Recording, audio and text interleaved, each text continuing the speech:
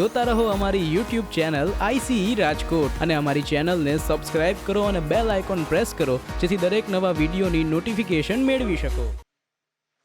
નમસ્કાર વિદ્યાર્થી મિત્રો, ICE ના YouTube ચેનલ પર આપ સૌનું હાર્દિક સ્વાગત છે. મિત્રો આજે જાણો જ છો કે આજે નવું વર્ષ છે, 2021 ની શરૂઆત થઈ ગઈ છે. 2020 જેવું હતું માન કરીને ગયું છે, આપણે જાણીએ છીએ. જેમ ગયું એમ ગયું એટલે શાંતિ છે. પરંતુ મિત્રો 2021 ની હવે શરૂઆત તો થઈ ગઈ છે. તો 2021 માં તમે જે ગોલ રાખેલા છે, તમે જે ધ્યેય રાખેલા છે એ ફરી પૂર્ણ કરવા માટે રેડી થઈ જાઓ. ઓલરેડી આપણે જાણીએ છીએ કે જીપીએસસી ઘણી બધી ભરતીઓ અલગ અલગ બહાર પાડેલી છે, અલગ અલગ ટાઈમ ટેબલ આપેલ છે. તો હવે મિત્રો લડી લેવાનું થાય છે. તો હવે ખાસ કરીને તમે જે ધ્યેય ગોલ રાખેલા છે એને ફોકસ કરી સામે રાખી અને મંડાઈ પડો. જબ તક તોડેગે નહીં તબ તક છોડેગે નહીં. એ છે ને દશક માજીનું વાક્ય, એને મનમાં બેસાડી લ્યો અને મહેનત છે હવે શરૂ કરી દો. હવે ટાઈમ પાછો આવી ગયો છે.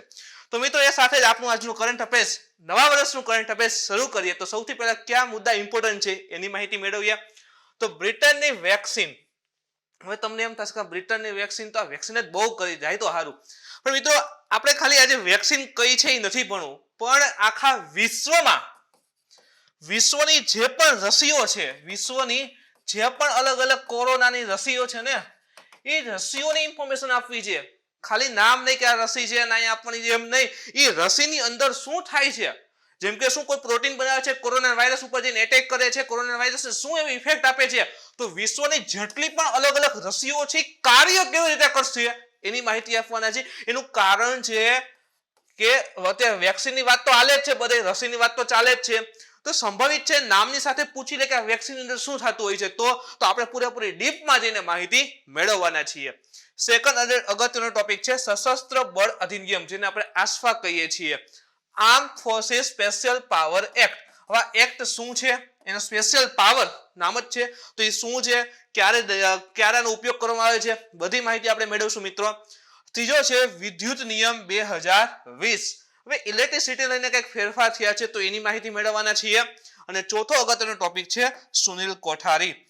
પહેલા તો વ્યક્તિ કોણ છે, શા માટે કરંટમાં છે, કયા વિષય એને યોગદાન આપેલું છે, એની બધી જ માહિતી મિત્રો મેળવવાના છીએ. તો ચાલો મિત્રો નવા વર્ષ સાથે આજનું આપણું કરંટ અફેર્સ શરૂ કરીએ. તો સૌથી પહેલો મહત્વનો ટોપિક છે બ્રિટનની વેક્સિન.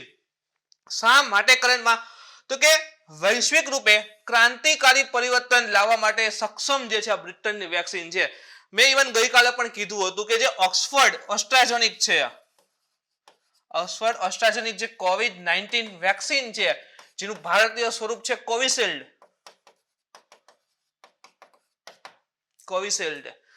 WHO તાજેતરમાં આ ઓક્સફર્ડ જે એસ્ટ્રાઝેનિક કોવિડની રસી જે છે એને ઇમરજન્સી યુઝ માટેની બ્રિટનમાં ગઈકાલે પરવાનગી આપી દીધી છે. અને એવું ભાઈ આશા રાખવામાં આવે છે કે આ વેક્સિન જે છે સૌથી વધારે સારી રીતે કાર્યરત રહેશે. તો એ માટે આખો ઇશ્યુ છે કરંટમાં આવેલો છે, અને એને લઈને આપણે બધી વેક્સિન આપણે સમજવાના છીએ. તાજેતરમાં બ્રિટનમાં ઓક્સફર્ડ એસ્ટ્રાઝેનેકા વેક્સિન માટેની પરવાનગી આપવામાં આવી છે. COVID-19 ના પ્રસરણને અટકાવવા માટેનો સૌથી પ્રભાવી તથા સૌથી વધારે યોગ્ય સાબિત થવાની સંભાવના આ ઓક્સફર્ડ એસ્ટ્રાઝેનિક વેક્સિનની રહેલી છે. એને જે પણ ફોર્મ્યુલા યુઝ કરેલા છે, કઈ રીતે યુઝ કરે છે એ પણ જોશું કે રસી મેં એમાં શું કરેલું છે. તો એ મેથડ થી એવું લાગે છે કે ભાઈ સૌથી વધારે પ્રભાવી આ રસી છે એ સાબિત થવાની છે. એટલે તો લખેલું છે ને કે ભાઈ પરિવર્તન લાવવા માટે આ સક્ષમ રસી એવી સાબિત થશે. ભારત માટે પણ ખૂબ જ મહત્વપૂર્ણ છે. મેં ઇવન ગઈકાલે પણ કીધું હતું એમ કે ભાઈ સીરમ ઇન્સ્ટિટ્યૂટ ઓફ ઇન્ડિયા જે છે SII જે પુણે સ્થિત છે, તેને આ વિતરણ કરવા માટેની એસ્ટ્રાઝેનેકા સાથે કરાર કરેલા છે. કે ભારતમાંનું વિતરણની કોણ કરશે, તો કે સીરમ ઇન્સ્ટિટ્યૂટ ઓફ ઇન્ડિયા જે છે એના દ્વારા કરવામાં આવશે. એના માટે એને કરાર પણ કરેલા છે. તો વેક્સિનની કાર્યવિધિ ઉપર આપણે નજર કરીએ મિત્રો. તો સૌથી પહેલા તો જોઈએ તો આ એક નવી વેક્સિન, એક વાયરલ વેક્ટર વેક્સિન, જો આ રસીનો પ્રકાર આવી ગયો. વાયરલ વેક્ટર વેક્સિન શું છે એની પણ માહિતી મેળવશું. વાયરલ વેક્ટર વેક્સિન છે જે પહેલેથી જ એક મંજૂર થયેલા છે mRNA. mRNA નો અર્થ થાય છે messenger RNA. Messenger RNA, RNA નું ફૂલ ફોર્મ તો રિબોન્યુક્લિક એસિડ. તો મેસેન્જર RNA છે એની વેક્સિનની સાપેક્ષમાં કંઈક અલગ રીતે કાર્ય કરે છે. જો અહીંયા બે રસીની વાત કરી દીધી છે મિત્રો, યાદ રાખો, એક આરએનએ નો ફોકસ કરીને રસી છે અને એક છે વાયરલ વેક્ટર વેક્સિન. તો જે મેસેન્જર આરએનએ વાળી જે રસી છે, આ રીતે જે રસી બનેલી છે એનાથી આ વાયરલ વેક્ટર વેક્સિન અલગ છે. અને આ જે નવી ઓક્સફર્ડ દ્વારા જે જનિત રસી છે, ઓક્સફર્ડ દ્વારા બનાવેલી વેક્સિન જે છે એ આ વાયરલ વેક્ટર વેક્સિન પ્રકારની છે. એટલે તો એવી આશા રાખી છે કે ભાઈ એ સૌથી વધારે પ્રભાવશાળી સાબિત થશે. તો ઓલરેડી અહીંયા બે વેક્સિન આવી ગઈ છે, એક તો વાયરલ વેક્ટર વેક્સિન છે અને એક છે મેસેન્જર આરએનએ, જેની આપણે આગળ હજી વધારે ચર્ચા કરવાના છીએ.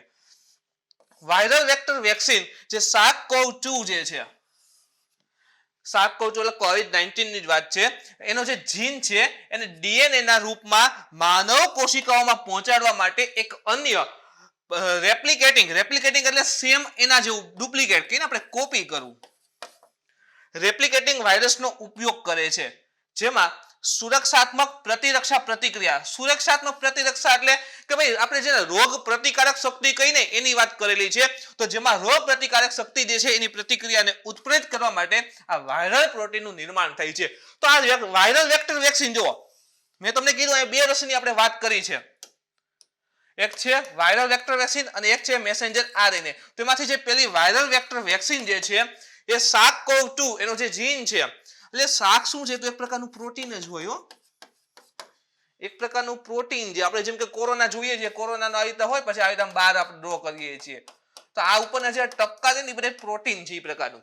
તો SARS-CoV-2 જે છે એનો જે જીન છે એને ડીએનએ ની અંતર્ગત માનવ કોશિકાઓમાં પહોંચાડવા માટે એક અન્ય નોન રેપ્લિકેટિંગ શું થાય મેં તમને કીધું એમ કે એની કોપી, તો કોપી ન થઈ શકે એવા, જો યાદ રાખો, નોન રેપ્લિકેટિંગ, એની કોપી ન થાય, નકર તો શું થાય કે એકના જેવા બીજા જેવા ત્રીજા વધારે બની જાય. તો નોન રેપ્લિકેટિંગ વાયરસનો ઉપયોગ કરે છે, જેના સુરક્ષાત્મક એટલે કે જે આપણે રોગ પ્રતિકારક શક્તિ વધારશે અને એના દ્વારા જે કોરોના છે, કોરોના સામે લડી અને બચી શકાય છે. વધારે ડીપમાં પણ માહિતી મેળવીએ તો જોઈએ પહેલા તો કેવી રીતે ઓક્સફોર્ડની રસીથી કાર્ય કરવાની છે. How the Oxford vaccine works. તો સાયન્ટિસ્ટ એક જીન, હવે જો આપણે જોયેલું છે કે ભાઈ આ કોરોના છે, આ શું છે તો કે કોરોના છે. કોરોનાની સરફેસ ઉપરથી એક જીન લેવામાં આવશે, એનું પછી આ તમે જોવો છો ને ટપકા જેવું, એ બધી પ્રોટીન કહેવાતું હોય, જે એક પ્રકારનું પ્રોટીન હોય છે એના ઉપરથી લેવામાં આવશે. પછી એક સેમ બીજો વાયરસ હશે, જો યાદ રાખજો એ કોરોનાનો જે ડેડ વર્ઝન હોય એવું નથી, પણ જે કોરોના વાયરસ છે એ નથી લેવાનો, એના સિવાય એવો વાયરસ જે નુકસાન ન પહોંચાડે, તો એક એવો વાયરસ લેવામાં આવશે અને વાયરસ ઉપર આ ડીએનએ જે અથવા જે જીન છે એ ઇમ્પ્લિમેન્ટ કરવામાં આવશે. જો ટેકનોલોજી સમજો ઓક્સફોર્ડની, તો કીધું કોરોના વાયરસ લીધો, એના પરથી થોડું પ્રોટીન ઉપાડ્યું, એનો જીન લીધો, પછી એને આની ઉપર મૂકવામાં આવશે એવો વાયરસ કે જે આપણે બોડીને નુકસાન આપશે નહીં. અહીં કીધેલું છે કે on the surface of the corona virus and put them on the harmless એટલે શું થશે કે નુકસાન ન પહોંચાડે એ પ્રકારના વાયરસ ઉપર રાખવામાં આવશે. હવે આ જે છે એને આપણા બોડીમાં ઇન્સર્ટ કરવામાં આવશે, એ વેક્સિન રૂપે મળશે. ઓકે, હવે આપણા શરીરમાં એ વેક્સિન ગઈ તો કાર્ય કેવી રીતે કરશે તો જો અહીં લખેલું છે સ્પાઇક પ્રોટીન. મિત્રો ઘણી જગ્યાએ મે બી એક્ઝામમાં પણ આ પ્રશ્ન આવી શકે છે, આ શબ્દ આવી શકે છે કે સ્પાઇક પ્રોટીન શું છે. તો જે કોરોના રહેલો છે ને એની ઉપર જો આ રીતે કણ દેખાઈ જાય બધા, તો અહીંયા જે છે ને એનું નામ સ્પાઇક પ્રોટીન છે. એટલે જેવી આ રસી આપવામાં આવશે તો આ જે વાયરસ છે એ આ સ્પાઇક પ્રોટીન ઉપર જશે અને જે આ સ્પાઇક પ્રોટીન જે છે એની વિરુદ્ધ અહીં પ્રોટીન ક્રિએટ કરશે અને એને કહેવાય કે એની સામે લડી અને એને કેન્સલ કરી દે. હવે તૂટી જશે ધીરે ધીરે. તમે જો આ જે વાયરસ હતો એની ઉપર આવા કવર બનવા માંડ્યા છે, ધીરે ધીરે આ પ્રકારે થવા માંડશે, તૂટવા લાગશે અને ધીરે ધીરે માંથી જે નવા એન્ટીબોડી ક્રિએટ થશે. જે નવા એન્ટીબોડી ક્રિએટ થશે એ શું હશે તો કે ભાઈ એ એવા એન્ટીબોડી હશે જે કોરોના સામે લડી શકશે, તો જે પણ આ કોરોનાના વાયરસ રહેલા છે આ નવા એન્ટીબોડી ત્યાં જશે અને જે પ્રોટીન એનું રહેલું છે એની સાથે જોડાય અને એને કેન્સલ કરી દેશે, એને નિષ્ક્રિય કરી દેશે. તો શું થશે કે ભાઈ આવા નવા એન્ટીબોડીઝ બન્યા એ કોરોનાના દરેક વાયરસ પાસે જશે, એની ભટકાઈને કે ભાઈ હાલ તું હારી ગયો, તારું કામ પૂરું થઈ ગયું. તો ધીરે ધીરે બધા કોરોનાના વાયરસથી મરી જશે અને આપણું બોડી જે છે એ પાછું હેલ્ધી થઈ જશે. તો આ રીતે આખી ઓક્સફોર્ડની વેક્સિન જે છે કાર્યરત થવાની છે. વેક્સિનના પ્રકાર સૌથી ઇમ્પોર્ટન્ટ મેં તમને કીધું કે આખા વિશ્વમાં અત્યારે ઘણી બધી અલગ અલગ કંપનીઓ વેક્સિનનો દાવો કરે છે, બીજા ચરણમાં, ત્રીજા ચરણમાં સક્સેસ ને આ રીતે.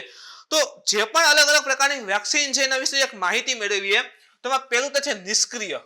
નામ જો વેક્સિનનું નામ, રસીનું નામ જ છે નિષ્ક્રિય.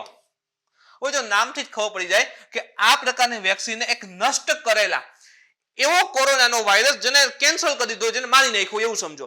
તો નષ્ટ કરી દીધેલો વાયરસ હોય એને અંદરથી એના કણોને ઉપયોગ કરીને બનાવવામાં આવશે. ધારો કે આ રીતે કોરોનાનો એક વાયરસ છે, પછી લેબોરેટરીમાં અલગ કરે અને આને નષ્ટ કરી દે, વાયરસને નષ્ટ કરી દે એન્ટીબોડીને ઉપયોગ કરીને. તો આ કોરોનાનો વાયરસ નષ્ટ થઈ જશે. તો આ નષ્ટ થઈ ગયેલા જે પણ વાયરસ હશે ને એનો ઉપયોગ કરી અને રસી બનાવવામાં આવે. તો એને શું કહેવાય છે? નિષ્ક્રિય પ્રકારની વેક્સિન, નિષ્ક્રિય પ્રકારની રસી. ઘણી વાર જો તમે સાંભળ્યું હોય કે જેમ કે સાપના ઝેરની દવાથી સાપના ઝેરમાંથી બનતી હોય, એવું વાક્ય કદાચ તમે સાંભળ્યું હોય. તો એમાં શું હોય કે ભાઈ સેમ વસ્તુ કે ભાઈ એના જે પણ એક્ટિવ કમ્પોનન્ટ હોય એને કહેવાય કે ભાઈ નિષ્ક્રિય કરી દે. કોરોના વાયરસ હતો એને શું કરી દીધો? એક વાયરસ ઉપર નિષ્ક્રિય કરી દીધો, કેન્સલ કરી દીધો, મારી નાખો, અને પછી એનાથી પાછો ઉપયોગ કરીને રસી બનાવે છે. તો આ પ્રકારે એક રસી તૈયાર થાય છે. આ કણોનો એક વિશેષ ડોઝ જે છે એ રોગીને આપવામાં આવે. ઘણા બધા ભેગા કરી પછી રોગીને આપવામાં આવતા હોય છે અને એના કારણે મૃત વાયરસથી લડવા માટે શરીરમાં એન્ટીબોડીનું નિર્માણ થાય છે. શરીરમાં ઇન શોર્ટ જેમ એન્ટીબોડી બનશે, જેમ નવા એન્ટીબોડી ક્રિએટ થતા જશે એમ કોરોના વાયરસ ઓછો થતો જાય.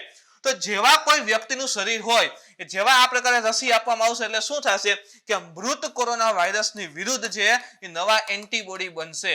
નવા એન્ટીબોડી બને એટલે શું થાય કે ભાઈ કોરોનાના જે એક્ટિવ વાયરસ હોય એને પણ ઇફેક્ટ કરશે, એને પણ મારવાની કોશિશ કરશે, મારશે અને શરીર છે પાછું હેલ્ધી થઈ જશે. તો આ પ્રકારે કહેવાય કે ભાઈ રોગ પ્રતિકારક શક્તિ વધશે, નવા એન્ટીબોડી ક્રિએટ થશે એટલે રોગ પ્રતિકારક શક્તિ વધવાની જ છે. તો એ રીતે કોરોના મટી જતો હોય છે. સેકન્ડ જોઈએ તો નોન રેપ્લિકેટિંગ વાયરલ વેક્ટર વેક્સિન, જે તાજેતરમાં ઓક્સફોર્ડ એસ્ટ્રાઝેનેકા યુઝ કર્યો છે ને એ આ પ્રકારની રસી છે.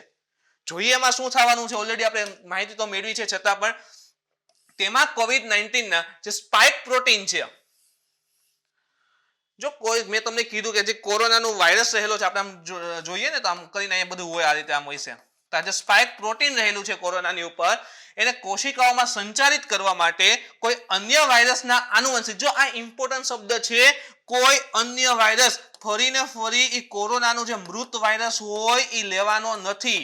કોરોના સિવાય એવો વાયરસ જે બોડીને હાર્મફુલ ના આપે, તો કોઈ અન્ય વાયરસના આનુવંશિક રૂપથી સુધારેલા પ્રકારનો ઉપયોગ કરવામાં આવતો હોય છે. તો અહીંથી થોડુંક પ્રોટીન ઉપાડશે, પછી તો કે એમાં થોડોક સુધારો કરી નાખ્યો. ઓલું ડીએનએ હતું ને એમને ડાયરેક્ટ ન મૂકી દે, ચલો અહીંથી કોરોના લઈને એમાં ડીએનએ મૂક્યું, પાછું એની આપી દો તો વધી જાય.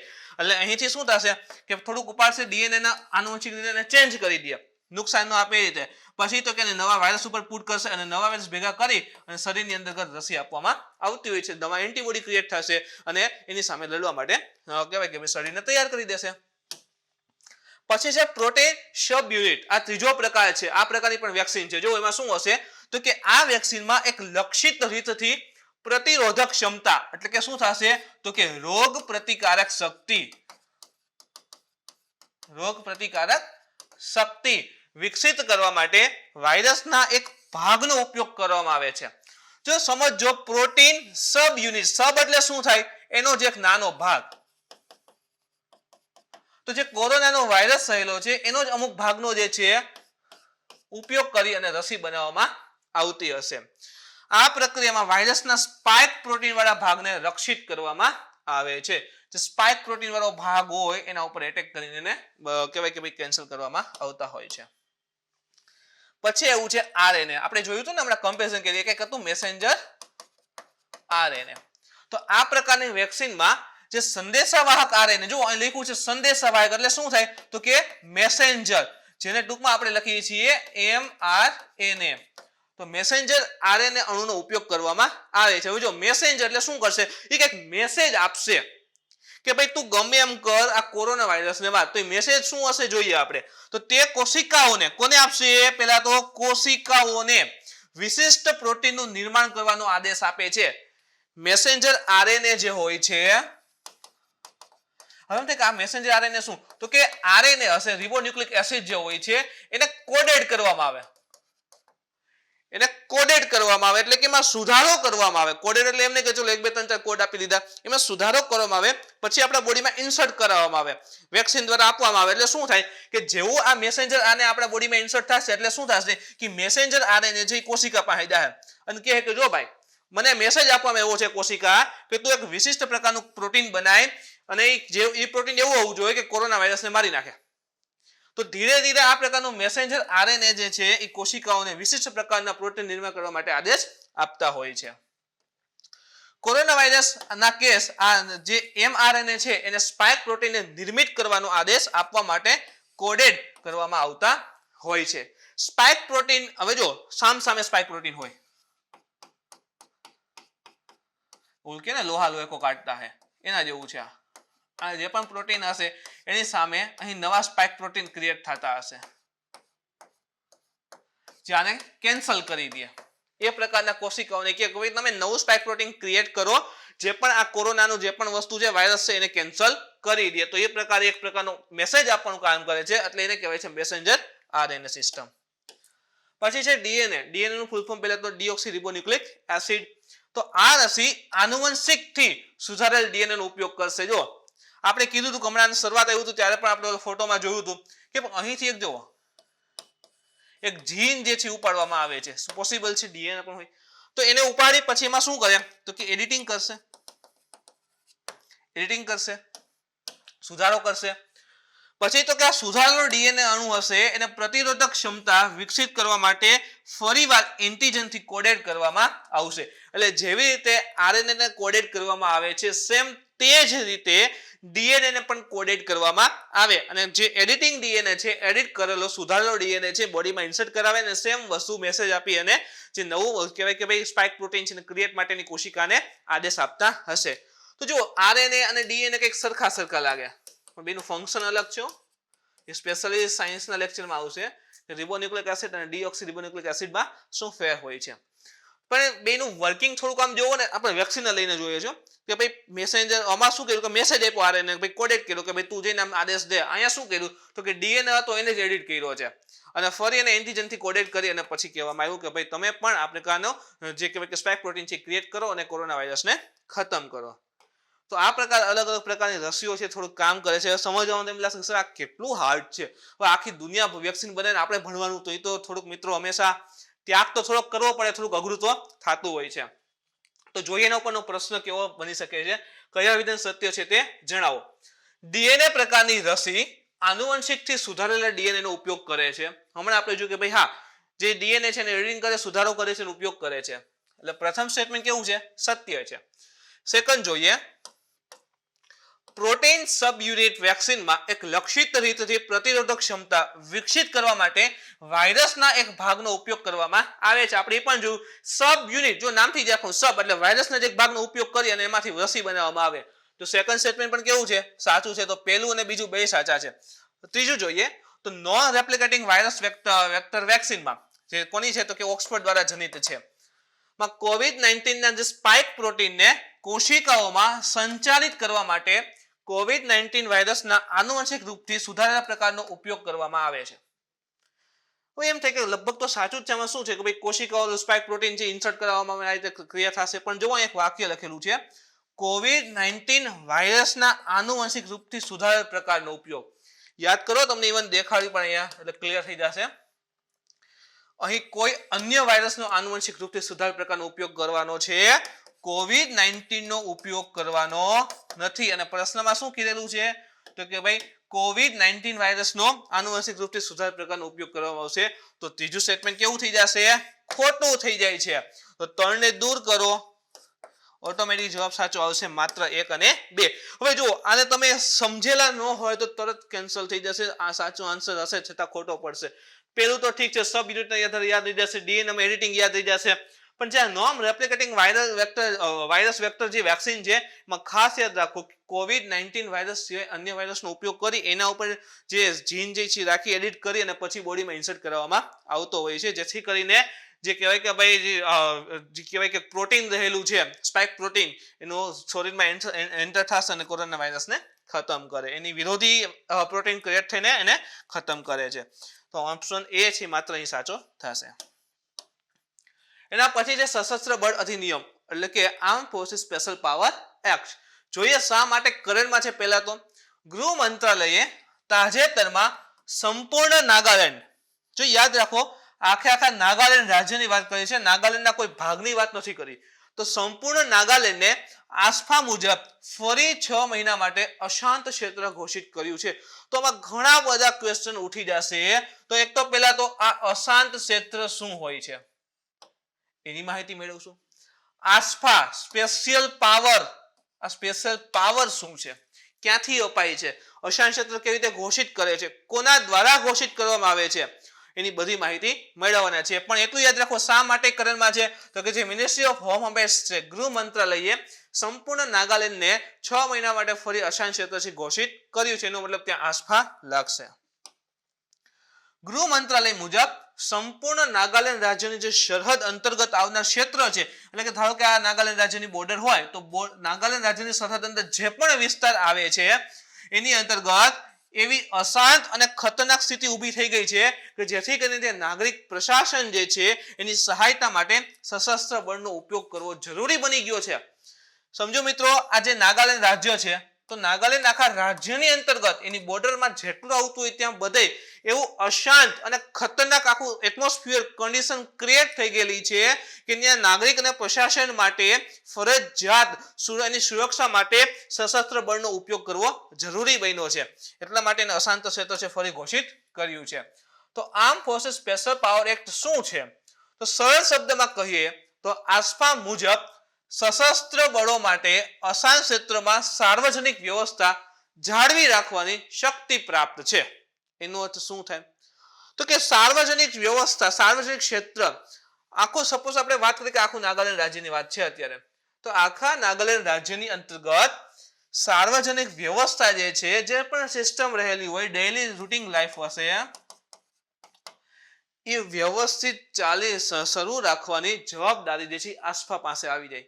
કેવા વિસ્તારમાં, તો કે અશાંત ક્ષેત્ર હશે ત્યાં. તો જો આસ્ફાનું કાર્ય અહીં સ્પષ્ટ થાય છે કે જે પણ અશાંત ક્ષેત્ર ઘોષિત કરેલા હશે એવા અશાંત ક્ષેત્રની અંતર્ગત સશસ્ત્ર બળો જે રહેલા છે એ જે પણ વિસ્તાર હશે અશાંત ક્ષેત્રની અંદર, અશાંત ક્ષેત્ર ઘોષિત કરેલો, તે શાંતિ અથવા તો જે કાયદો અને વ્યવસ્થા હશે એ જાળવી રાખવાનું કાર્ય જે છે એ આસ્ફા દ્વારા કરવામાં આવતું હશે. ઇન શોર્ટ, જે ડેઈલી રૂટીન લાઈફ હોય એને વ્યવસ્થિત ચાલી રાખવાની એની જવાબદારી જે છે આસ્ફા દ્વારા લેવામાં આવતી હોય છે.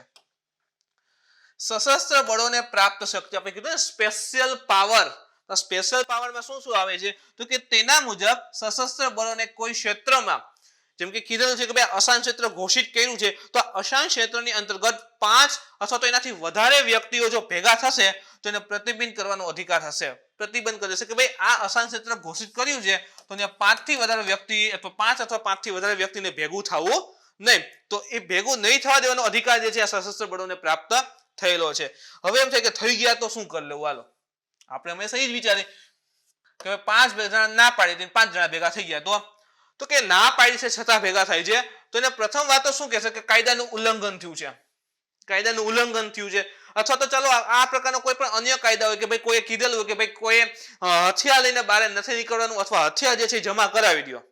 હથિયાર જમા કરાવવાનું પણ આની અંતર્ગત આવે છે કે ભાઈ આ કહેશે કે જેની પાસે હથિયાર હશે એ જમા કરાવી જાય.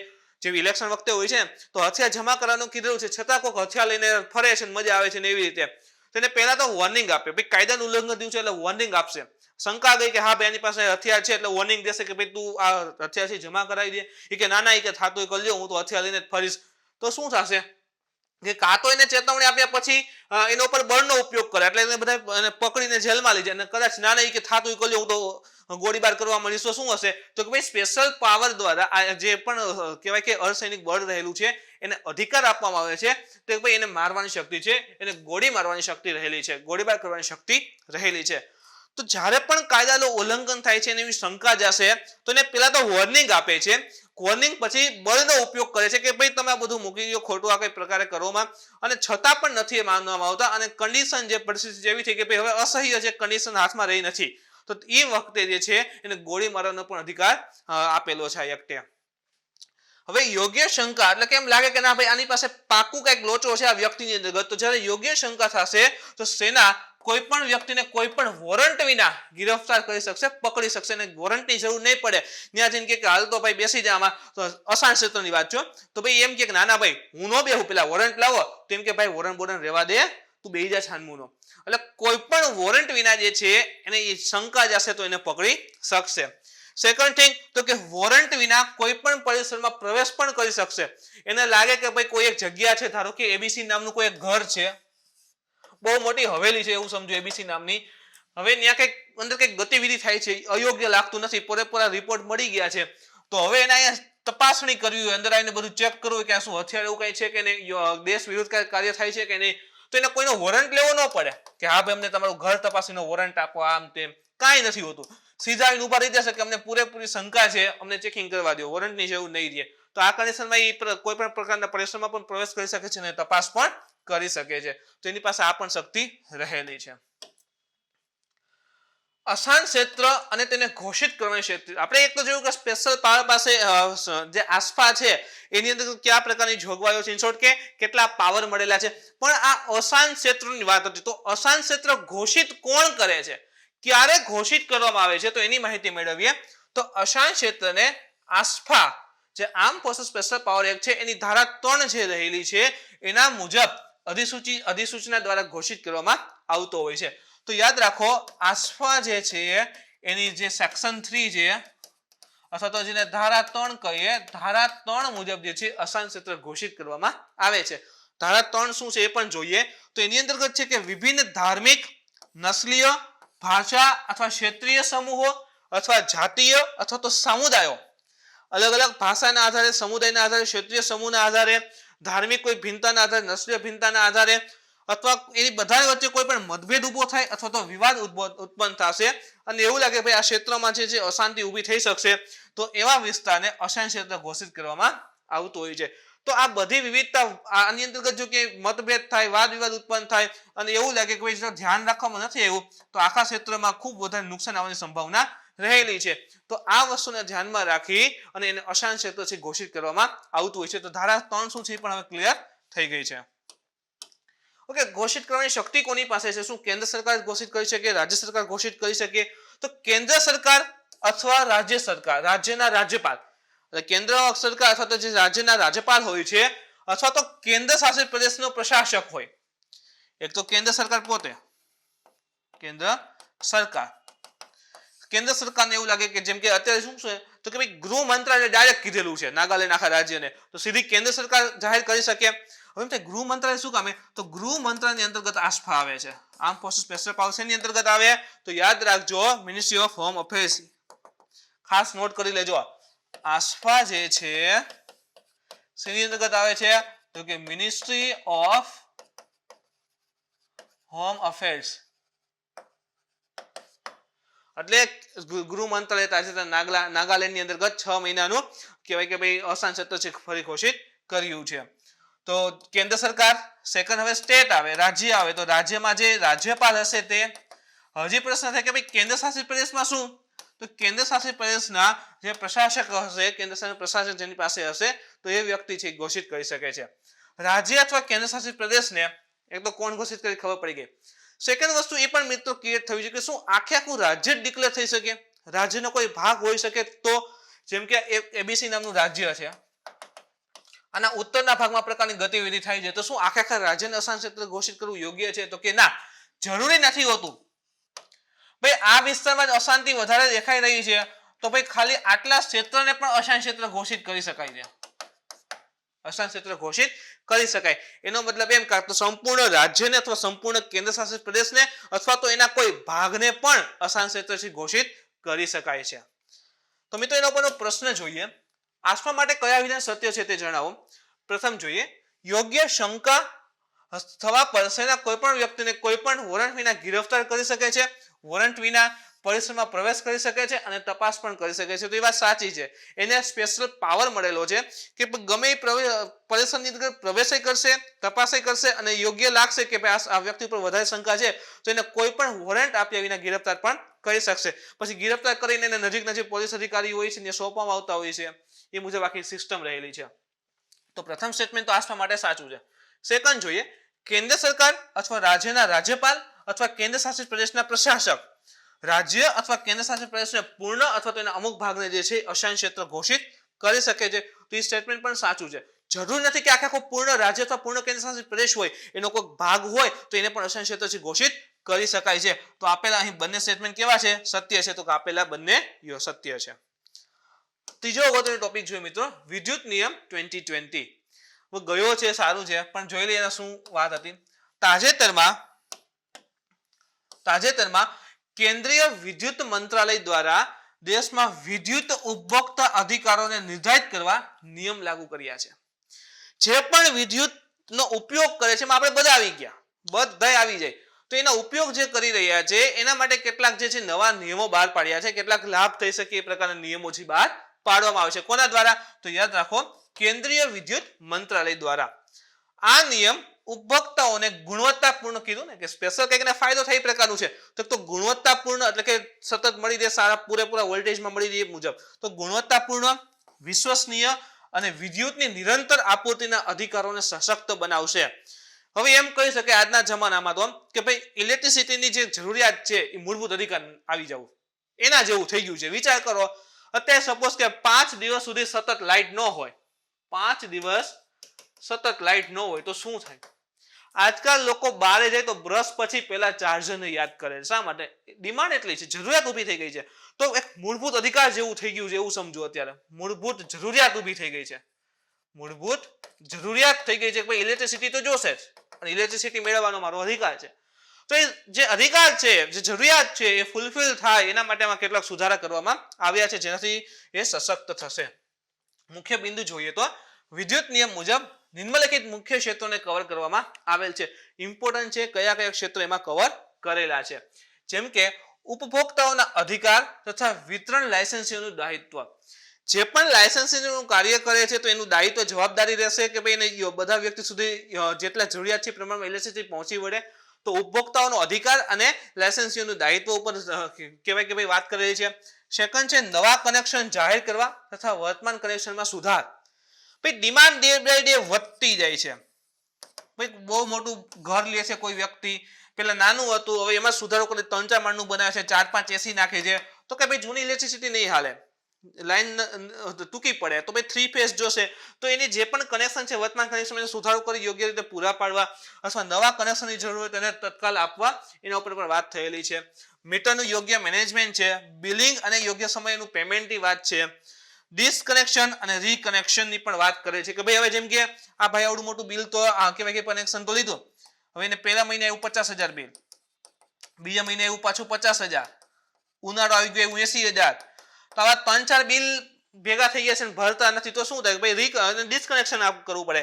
તો જે પણ આ પ્રકારે કહેવાય કે ભાઈ એસેટ ક્રિએટ થતી હોય કે ભાઈ નકામનું થતું જશે આ ભાઈ બિલ નહીં ભરે તો ડિકનેક્શનની પણ વાત છે અને નવા રીકનેક્શન પણ અહીં વાત કરેલી છે. આગળ જોઈએ હજી એમાં તો સપ્લાયની વિશ્વસનીયતા કે ભાઈ બધાને યોગ્ય સમયે જરૂરિયાત પૂરતી ઇન્સ્યોર કે સતત એને જે ઇલેક્ટ્રિસિટી મળી રહેશે. લાયસન્સીનું કાર્યપ્રદર્શનનું માપદંડની પણ વાત કરી છે. વળતર વ્યવસ્થા પણ છે. જુઓ અહીંયા કે ભાઈ સપોઝ કે કોઈ સાથે ફ્રોડ થાય છે, વોટેવર નુકસાન થાય છે એને, તો વળતરની પણ અહીં વ્યવસ્થા કરવામાં આવેલી છે. ઉપભોક્તા સેવા માટે કોલ સેન્ટર ની પણ વાત કરેલી છે કે ભાઈ સેવા જે યોગ્ય સમય સપોઝ લાઇટ જતી હોય તો ભાઈ એને યોગ્ય સમયની માહિતી મળવી જોઈએ, એનો અધિકાર છે. તો કોલ સેન્ટર અથવા તો વોટેવર એને કોઈ પણ પ્રકારની ક્વેરી હોય કે ઇલેક્ટ્રિસિટી લઈને તો એના માટે કોલ સેન્ટરની પણ વ્યવસ્થા કરવાની વાત કરેલી છે. અને એના સિવાય જોઈએ તો જે ફરિયાદ નિવારણ વ્યવસ્થા પણ રાખવામાં આવેલી છે કે ભાઈ કોઈને ઘરે કંઈક પ્રોબ્લેમ થતો અથવા તેના વિસ્તારમાં કંઈ પ્રોબ્લેમ હોય તો ફરિયાદ કરશે તો યોગ્ય સમયે નિવારણ ઝડપથી થાય એના માટે વ્યવસ્થાની પણ વાત કરવામાં આવેલી છે. તો બધાથી એક વસ્તુ ક્લિયર થાય છે મિત્રો ખાસ, કે જે ક્વોલિટી છે એ સુધરે છે. સેકન્ડ થિંગ તો ડે બાય ડે જે જરૂરિયાત છે એ પૂર્ણ થતી દેખાશે.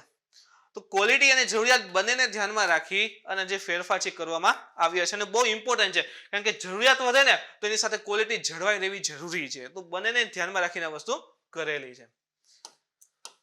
મુખ્ય જોગવાઈઓ જોઈએ એના ઉપર તો કે બધા રાજ્યો માટે, જો ઇમ્પોર્ટન્ટ છે, દરેક રાજ્યો કોને ફોકસ કરેલ છે તો કે દરેક રાજ્ય માટે આ નિયમ લાગુ કરવા અનિવાર્ય છે. આપણે જોઈએ બધા 10 નિયમો જે છે દરેક રાજ્યએ લાગુ કરવા જરૂરી હશે, અનિવાર્ય હશે રાજ્ય માટે. અને વીજળીના કનેક્શન પ્રદાન કરવા અને નવીનીકરણમાં મોડું થતું હોય તો એ પ્રકારના જેવામાં ડિસ્કોમને જવાબદાર માનવામાં આવશે. એક તો દરેક રાજ્યએ જે પણ માપદંડ આપણે કીધા એ લાગુ કરવા અનિવાર્ય છે. સેકન્ડ થિંગ કે ભાઈ કોઈને વીજળી કનેક્શન માંગ્યું હોય કે ભાઈ અમને દ્યો, હવે એને 3-4 મહિના પહેલા રિક્વેસ્ટ કરેલી છે કે હજી ને આપ્યું નથી, ને 6 મહિના થઈ ગયા, વર્ષથી થઈ ગયું. આ જવાબદાર કોણ આની પાછળનું? કે ભાઈ કીધેલું છે એ ભાઈ પૈસા ભર્યા છે, હજી કનેક્શન નથી આવતું, તો ડિસ્કોમને માનવામાં આવશે. અથવા નવીનીકરણમાં મોડું, કે ભાઈ નવી આખી વસ્તુને સિસ્ટમ એસ્ટાબ્લિશ કરવાની છે તો એમાં પણ મોડું થશે, તો એના માટે પણ જવાબદાર છે કહેવાય કે ભાઈ ડિસ્કોમને માનવામાં આવશે. વિદ્યુત મંત્રાલય અનુસાર બધા રાજ્યો ઉપભોક્તાઓને 24 કલાક વીજળી આપવા માટે બાધ્ય છે.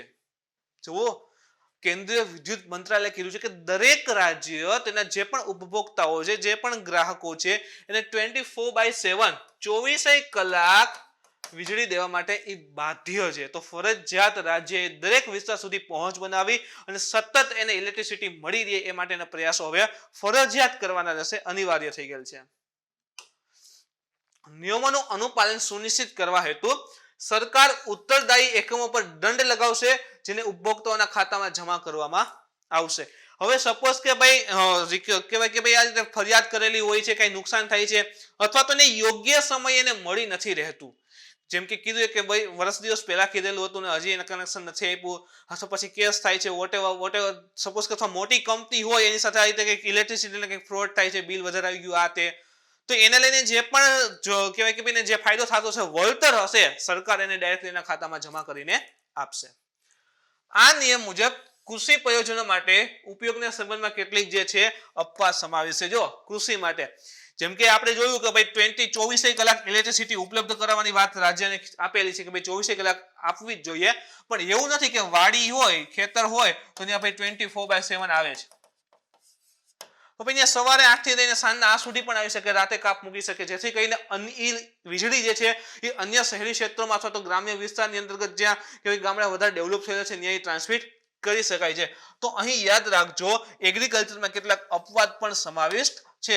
એટલે સાવ એવું નથી કે ભાઈ રાજ્યમાં એક પણ ઘર અથવા એક પણ વાડી એવી ન હોય કે ત્યાં વીજળી ન હોય. કૃષિ ક્ષેત્રે કેટલાક અપવાદ પણ રાખવામાં આવેલા છે.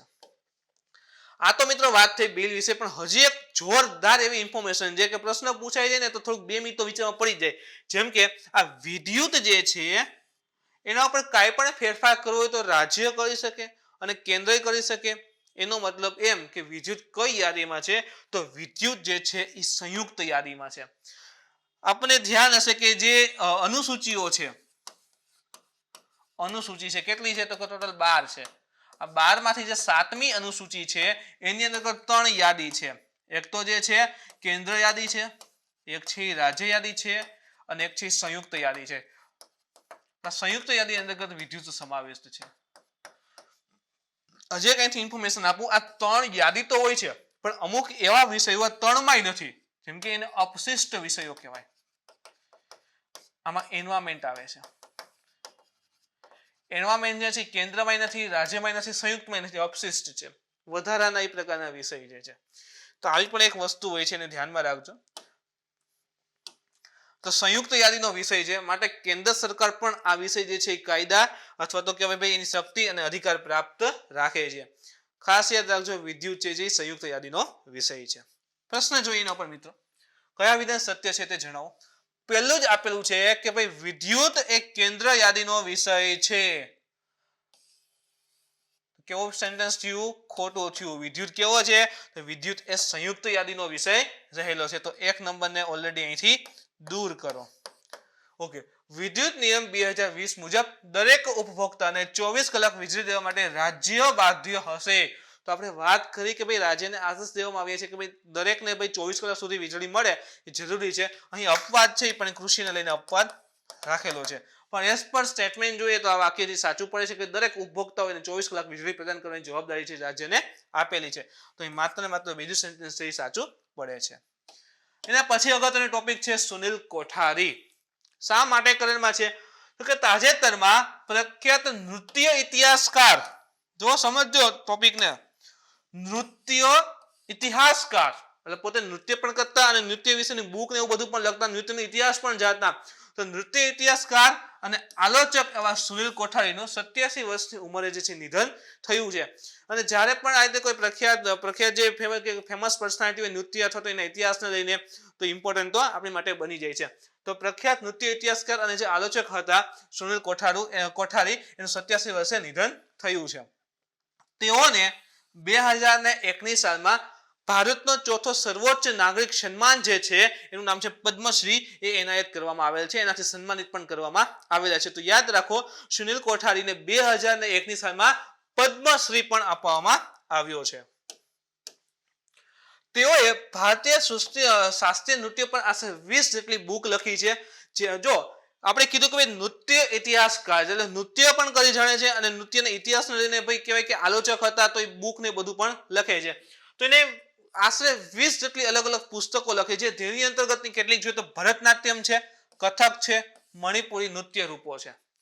ભરતનાટ્યમ નૃત્ય રૂપ છે, એ રીતે કથક છે, એ રીતે મણિપુરી નૃત્ય રૂપો આશરે 20 જેટલી બુક લખેલી છે. તેના ઉલ્લેખનીય યોગદાનમાં એક તો આપણે કીધું કે ભાઈ નૃત્ય ક્ષેત્રે આગળ હતા, ઇતિહાસ ક્ષેત્રે આગળ હતા. તો એના સિવાય હજી ઉલ્લેખનીય યોગદાનમાં જોઈએ તો ભારતીય નૃત્યમાં નવી દિશાઓ તથા જે કુચીપુડી અને ભારતીય શાસ્ત્રીય નૃત્ય કલા જે છે એમાં સમાવિષ્ટ રહેલ છે. તો નૃત્ય ક્ષેત્રે નવા યોગદાન પણ આપેલા છે. જેમ કે કોઈ કલામાં સુધારો હોય એ પ્રકારે યોગદાન પણ આપેલું છે. તેઓને સંગીત નાટક એકેડેમીના સદસ્ય રૂપમાં પણ પસંદ કરાયા હતા. ભારતીય શાસ્ત્રીય નૃત્ય, હવે શાસ્ત્રીય નૃત્યની વાત આવી છે તો થોડીક એની પણ માહિતી સાથે મેળવી લઈએ. તમારો ઘણો બધો ટોપિક એમાં કવર થઈ જશે. તો ભારતીય શાસ્ત્રીય નૃત્યના મુખ્ય તો 2 રૂપ છે, 2 મુખ્ય પક્ષ રહેલા છે એવું સમજો. જો સમજો ખાસ વ્યવસ્થિત ઇમ્પોર્ટન્ટ છે. મુખ્ય 2 પક્ષ છે. એમાંનું પહેલું છે તાંડવ અને બીજું છે લાસ્ય. તો તાંડવ અને લાસ્યમાં ફેર શું? તાંડવની અંદર ચાલ અને લય આપણે જોતા ને પગ આ રીતે ફેરવતા હોય ને જે આમ હાથની કલા હોય એ પ્રકારે આવશે. તો ચાલ અને એનો લય આવશે. અને લાસ્યમાં શું આવે કે ચહેરાના ભાવ આપણે જોતા હોય ને આંખ મોટી કરતા હોય ને હાથની મુદ્રાઓ બદલતા હોય તો એનો ભાવ જે છે, રસ છે, અનુગ્રહ છે એ લાસ્યની અંતર્ગત આવે. તો તાંડવ શાસ્ત્રીય નૃત્યના 2 મુખ્ય પક્ષ, એક તો પોતે નૃત્ય કરતા હોય આખું આવશે, એના જે ચહેરાના ભાવને છે 2, તો તાંડવ અને એક લાસ્ય. સેકન્ડ આવશે તો કે તેમાંથી 3 મુખ્ય ઘટક રહેલા છે. આપણે કીધું કે નૃત્યના 2 મુખ્ય પક્ષ એ આ 2. હવે એની અંતર્ગતમાંથી મુખ્ય 3 ઘટક છે એ કયા છે? તો પેલું નાટ્ય, નૃત્ય અને નૃત્ય. ત્રણે એમ જોઈને તો હરખું લાગે નાટ્ય, નૃત્ય, પણ ત્રણેયમાં ફેર છે. નાટ્યમાં શું આવશે તો કે નૃત્ય જે છે એનું નાટકીય તત્વ એટલે કે પાત્રોની જે નકલ જે છે એ અંતર્ગત હોય છે. આખું જે નૃત્ય કરે છે એમાં જે પાત્ર જે છે એની નકલ જે છે એટલે કે આખું નૃત્યનું જે નાટકીય તત્વ રહેલું છે એ એમાં નાટ્યની અંદર સમાવેશ થશે.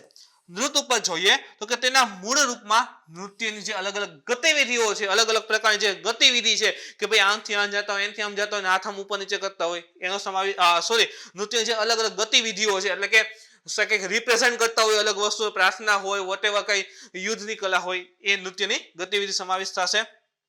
નૃત્યમાં શું આવશે તો કે કલાત્મક અભિવ્યક્તિ, જેમ કે ચહેરાનો હાવભાવ છે, એની જે હાથની અથવા અલગ અલગ પ્રકારની મુદ્રાઓ જે હોય છે તો એની અંતર્ગત આ જે કહેવાય કે ભાઈ નૃત્યમાં સમાવેશ થશે.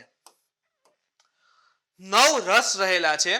કયા કયા છે? તો શૃંગાર રસ છે, હાસ્ય રસ છે, કરુણ છે, રૌદ્ર, વીર, ભયાનક, વિભત્સ, અદ્રત અને શાંત. જેમ કે જો આ અલગ અલગ પ્રકારના 9 રસ બતાવે છે કે ભાઈ આપણે કહીએ ને કે આમ એકદમ શાંત પ્રકારે હોય છે, ભયાનક હોય છે, ડરાવનો સીન હોય છે, હાસ્ય રહે છે, કરુણ હોય. તો આ તમે જો હાસ્ય રસ છે, આ ભયાનક છે. તો આ પ્રકારે અલગ અલગ રસ બતાવવામાં આવે છે. ચહેરાની એવી આકૃતિ બનાવી કે ત્યાંથી અંદાજ આવે કે હા ભાઈ આ ભયાનક સીન આવે છે. પછી તો કે ભાઈ આ હાસ્યનો સીન છે, આ કરુણ સીન છે, આ રૌદ્ર સીન છે. તો એ પ્રકારે અલગ અલગ રસ છે જેના ચહેરાના હાવભાવથી અંદાજ આવે કે ભાઈ આ વસ્તુ શો ઓફ કરવા માંગે છે. ભરત મુનિ દ્વારા લિખિત નાટ્યશાસ્ત્ર ઇમ્પોર્ટન્ટ છે, પૂછાઈ ગયેલું છે ઘણી વખત. ભરત મુનિ દ્વારા જે પણ નાટ્યશાસ્ત્ર લખવામાં આવ્યું છે એમાં નૃત્યની વિશેષતાઓના સંબંધમાં જાણકારી પ્રાપ્ત કરવાનો મુખ્ય સ્ત્રોત છે. નૃત્ય વિશેની જે પણ વધારે ડીપમાં જાણકારી હોય તો એ ભરત મુનિ દ્વારા લખવામાં આવેલ નાટ્યશાસ્ત્રની અંતર્ગત રજૂ થયેલ છે. ભારતમાં કુલ 8 શાસ્ત્રીય નૃત્ય રહેલા છે. કયા છે? તો એક તો આવશે ભરતનાટ્યમ. એના સ્ટેટ પણ યાદ રાખી લેજો. જેમ કે ભરતનાટ્યમ છે એ ક્યાં છે? તો કે તમિલનાડુમાં છે. સેકન્ડ છે કુચીપુડી, તો કે આંધ્રપ્રદેશ છે. જો પુડી આંધ્ર એમ યાદ રાખવાનું. તો ભરતનાટ્યમ તમિલનાડુ, કુચીપુડી આંધ્રપ્રદેશ, કથક જો બે છે, એક કથક છે ને કથકકલી છે. કથક જે છે ને એ ઉત્તર ભારતનું છે, કથક જે છે નોર્થ ઇન્ડિયાનું છે, અને કથકકલી છે ને એ કેરળનું છે. તો કલી કેરળ એમ યાદ રાખો. ભરતનાટ્યમ તમિલનાડુ, કુચીપુડી આંધ્રા, કથક ઉત્તર, કથકકલી તો કેરળ. પછી એ જે ઓડિસી ઉપર છે તો યાદ થઈ જશે ઓડિશા છે. ક્ષત્રિયા એ આસામનું છે, ક્ષત્રિયા જે છે એ આસામનું છે. પછી મોહિની અટ્ટનમ જે છે એ પણ કેરળનું છે. તો કેરળના બે એવા કથકલી અને મોહિની અટ્ટનમ, અને એક છે મણિપુરી, તો એ મણિપુરનું રહેલું છે. તો આ છે જે ભરતનાટ્યમ છે, આ કથક છે, કથકકલી એટલે કે આ કેરળનું છે, મુખોટા જેવું આખું પહેર્યું હોય ને એ દેખાશે. એક છે કુચીપુડી આવશે આંધ્રપ્રદેશ. પછી આવશે મણિપુરી, આખું ડ્રમ જેવું હોય, તમે જો નીચે સાઈડ આખું ડ્રમ જેવું પહેરેલું હશે અને એનાથી આખું નૃત્ય કરતા હશે. પછી એક મોહિની અટ્ટનમ છે, એ પણ કેરળનું છે. ઓડિસી ઓડિશા છે, અને સત્રિયા છે એ આસામનું છે. પ્રશ્ન જોઈએ એના ઉપર કે કઈ જોડી યોગ્ય છે તે જણાવો. ભરતનાટ્યમ તો કે તમિલનાડુ, પછી કથકલી આપેલું છે, કથકલી છે ઉત્તર ભારત છે, કુચીપુડી આંધ્રપ્રદેશ છે, અને કથક જે છે કેરળ છે. તો જો તમને હમણાં કીધું કલી જે છે કોણ, તો કે કેરળ, તો આ સ્ટેટમેન્ટ ખોટું. અને કથક છે એ ક્યાં છે, તો કે નોર્થ ઇન્ડિયામાં છે, તો અહીં કથકલી જે છે ઉત્તર ભારતમાં છે, આ ખોટું થઈ જશે. કુચીપુડી તો પુરી આંધ્રા એમ યાદ રાખો. ભરતનાટ્યમ તો તમિલનાડુ. તો 1 and 3 છે સાચું પડે છે. તો આ ઓપ્શન ડી કે માત્ર 1 and 3 સાચા છે. તો મિત્રો આ હતું આજનું કરંટ અફેર્સ. આજના લેક્ચરમાં જો તમને કોઈ પણ પ્રકારનો ડાઉટ હોય, ક્વેરી હોય, તો તમે કોમેન્ટ કરીને પૂછી શકો છો. મિત્રો હવે નવું વર્ષ સ્ટાર્ટ થઈ જ ગયું છે, અને ફરી એકવાર જંગ જીતવા માટે રેડી થઈ જાઓ અને મહેનત કરવા માટે લડી પડો. હંમેશા તાળું હોય ને એ બે જ ચાવીથી ખુલતું હોય. એક છે કઠોર પરિશ્રમ,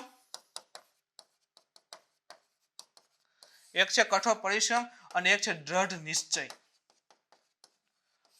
તો દ્રઢ નિશ્ચય રાખી અને કઠોર પરિશ્રમ માટે મંડાઈ પડો, સફળતા 100% મળશે જ.